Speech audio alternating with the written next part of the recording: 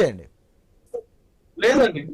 Okay Seshu గారు as a గా మీరు చెప్పండి, సవాళ్ల పర్వమే కొనసాగుతోందా? తెలంగాణ రాష్ట్ర ప్రజలు ఏం కోరుకుంటున్నారు?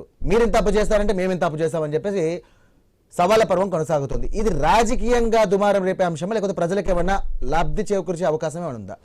అంటే ప్రజలకు ఏమైనా క్లారిటీ వచ్చే అవకాశం ఉందా? నమస్కారం.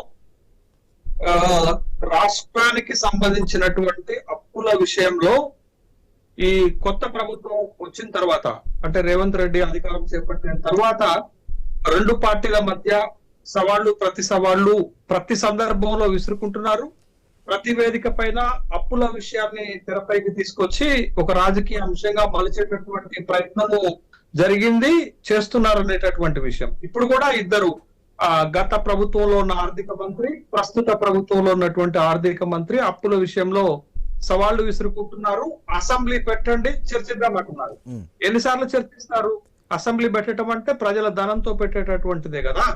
మీరు డిసెంబర్ 7, 2023లో రేవంత్ రెడ్డి ప్రభుత్వం అధికారంలోకి వచ్చిన తర్వాత జరిగినటువంటి మొట్టమొదటి శాసనసభ సమావేశంలో ఈ అప్పులకు సంబంధించినటువంటి అంశంపైనే కాంగ్రెస్ ప్రభుత్వం శ్వేతపత్రాన్ని విడుదల చేసింది. అప్పుడు తెలంగాణ భవన్ లో శ్వేతపత్రాన్ని విడుదల చేశారు అప్పులకు సంబంధించింది. అయితే ప్రజలకు ఉన్నటువంటి ఒక డౌట్ ఏంటి అని అంటే, ప్రజలకు ఒక కన్ఫ్యూజన్ ఏంటి అని అంటే, పార్లమెంట్ లో అడిగితే ఒక లెక్క చెప్తారు అప్పులకు సంబంధించి, ఆర్బీఐ తర్వాత ఈ ఎస్బీఐ వీళ్ళకి సంబంధించినటువంటి వాళ్ళు చెప్తున్నటువంటిది ఒకటి, తర్వాత రాష్ట్రానికి వచ్చేసరికి ప్రతిపక్షాలు చెప్తున్న లెక్క ఒకటి, ప్రభుత్వం చెప్తున్నటువంటి లెక్క ఒకటి. మొత్తం అసలు తెలంగాణ రాష్ట్రానికి ఎంత అప్పు ఉంది, ఎవరు ఎంత అప్పు చేశారు అనేటటువంటి దానిపైన ఒక క్లారిటీ లేదు. ఎందుకు లేదు అని అంటే, ఎవరికి కన్వీనియంట్ గా వాళ్ళు అప్పులు లెక్కలు చూపెడుతున్నటువంటి సందర్భాన్ని ఉన్నది. కాబట్టి ఇది ప్రజలకు చాలా ఇబ్బందికరమైనటువంటి అంశంగా మారిపోయింది. ఈ భవిష్యత్తులో కూడా రెండు పాత ప్రభుత్వము, కొత్త ప్రభుత్వము దీన్ని ఒక రాజకీయ అంశంగా మలుచుకొని విమర్శలు చేసుకునేటటువంటి అవకాశం చాలా స్పష్టంగా కనపడుతుంది.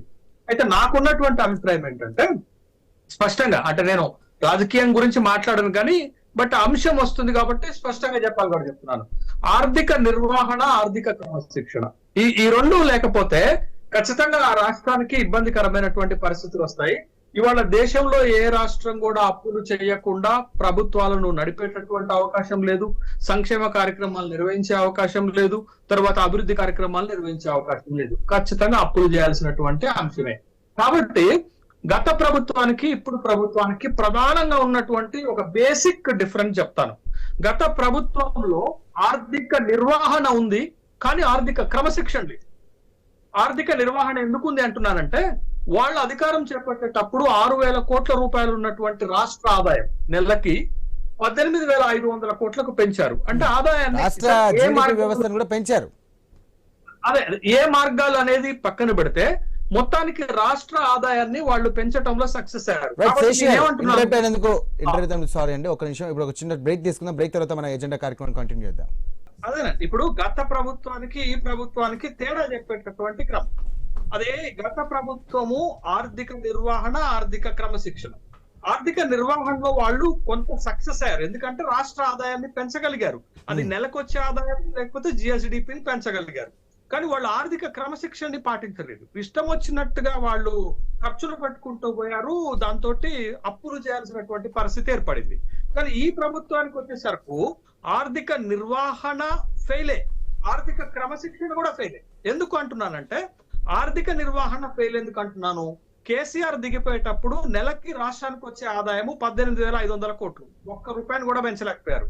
రెండోది ఆర్థిక క్రమశిక్షణ కూడా లేదంటున్నారు. ఎందుకు లేదు అని అంటే, ఖర్చు చేయడమే అజెండాగా పెట్టారు.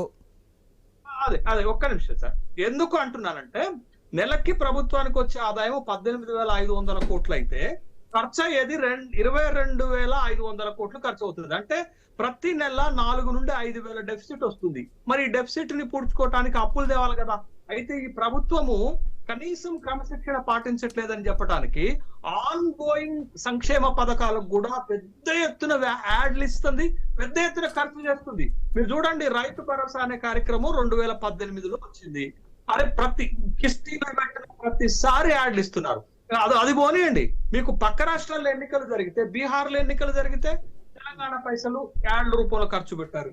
కేరళలో ఎన్నికలు జరుగుతుంటే తెలంగాణ పైసలు యాడ్ రూపంలో ఖర్చు పెట్టారు. అంటే వృధా ఖర్చులు పెద్ద ఎత్తున పెడుతున్నారు. గతంలో కేసీఆర్, కేటీఆర్ మాత్రమే హెలికాప్టర్లో తిరిగితే వీళ్ళు ముఖ్యమంత్రుల దగ్గర నుంచి మంత్రులు కూడా హెలికాప్టర్లు వేసుకొని తిరుగుతున్నారు.